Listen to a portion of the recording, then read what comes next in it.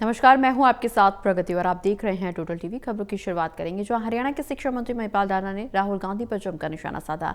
दरअसल महिपाल राणा ने कहा कि राहुल गांधी अपने 55 से 60 साल के राज को देख लें। देश की जनता ने उनकी दादी को भी चिट्ठी लिखी थी। अपने देश में लोकतंत्र की हत्या की, देश के संविधान को फाड़ के फेंक दिया, देश में इमरजेंसी लगा दी, देश के नेताओं को पकड़कर जेल के अंदर डाल दिया।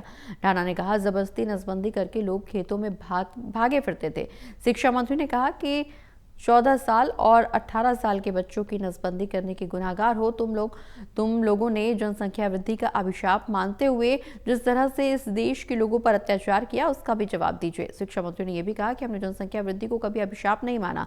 कोकरोच जनता पार्टी ने कल मंच के माध्यम से कहा था, बीजेपी बोल रही थी कि उनकी पार्टी में इस्तीफा नहीं होता, जिस पर शिक्षा मंत्री महिपाल राणा ने यह भी कहा कि राजनीतिक भाषा है, कुछ जगहों पर आदमी जब अपने शब्दों का इस्तेमाल करते हैं तो बिना सोचे समझे करते हैं।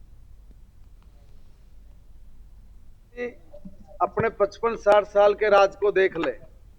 देश की जनता ने उनकी दादी को, नानी को, उनकी दादी को भी लिखी थी चिट्ठी कि आपने देश में लोकतंत्र की हत्या की, आपने देश के संविधान को पाड़ के फेंक दिया, इमरजेंसी लगा दी, देश के नेताओं को पकड़ के जेल के अंदर ढूंस दिया। आज भी हरियाणा प्रदेश की भी हजारों लोग और इस देश के लाखों लोग आप लोगों से ये कह रहे कि आपने उनकी जिंदगी नासूर कर दी थी। नसबंदी कर करके लोग खेतों में भागे फिरते थे। 18-18 साल के, 14-14 साल के बच्चों की नसबंदी करने के गुनाहगार तुम हो। तुम लोगों ने जनसंख्या वृद्धि का अभिशाप मानते हुए जिस तरीके से इस देश के लोगों पर घोर अत्याचार किया, उसका भी जवाब दे दीजिए। हमने जनसंख्या वृद्धि को कभी अभिशाप नहीं माना। हमने जनसंख्या वृद्धि को इस देश के लिए एक एसिड माना कि भाई वो बहुत अच्छा कर सकते हैं, हम उनसे अच्छा करा सकते हैं।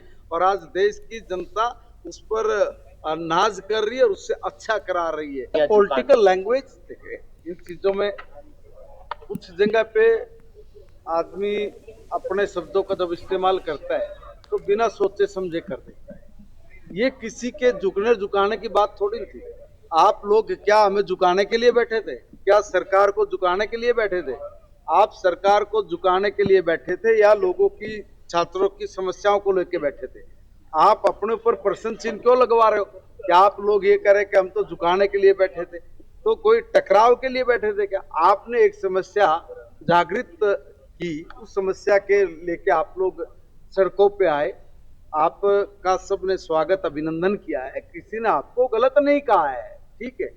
दूसरा, आपकी समस्या को देखते हुए जब माननीय मंत्री जी को ये समझ में आया कि हमारे बच्चे कहीं गलत हाथों में ना चला जाए, राष्ट्र विरोधी ताकतें जिस प्रकार के वहां पर अपने प्रकल्प चला रहे थे, दिख रहे थे, हम लोग अपने बच्चों को थोड़ी मरने देंगे, हम अपने बच्चों को थोड़ी गलत हाथों में जाने देंगे। इसलिए बड़ा दिल करते हुए माननीय धर्मेंद्र जी ने कहा कि ठीक है, हमारे बच्चे गलत हाथों में न जाए। अगर वो मेरे इस्तीफे से, अगर उनको लगता है कि भाई ये चीज ठीक होगी तो इस्तीफा दिया। तो इसलिए ये नहीं भाई वो कुछ भी बोल लेंगे, वो इसका मतलब तो आप अपनी मंशा जाहिर कर रहे हो। लोग आपके प्रति कितनी घृणा पैदा हो जाएगी ये उनको पता है इस बात का कि भाई आप लोग किसी को झुकाने के लिए बैठे थे? आप समस्याओं के लिए बैठे थे या किसी को झुकाने के लिए बैठे थे? देखिए, प्रहलाद जोशी जी एक बहुत अनुभवी मंत्री हैं और मुझे पूर्ण विश्वास है कि वो अनुभवी तो माननीय धर्मेंद्र जी भी, वही उनके अनुभव में कमी नहीं है। वही अब कांग्रेस के नेताओं से, आप मीडिया के लोगों ने पूछा है कि भाई आपके इसमें भी पेपर लीक हुआ था, तो उनका वो हमने थोड़ी एग्जाम लेना है, वो आप ही लोग दिखा रहे हो।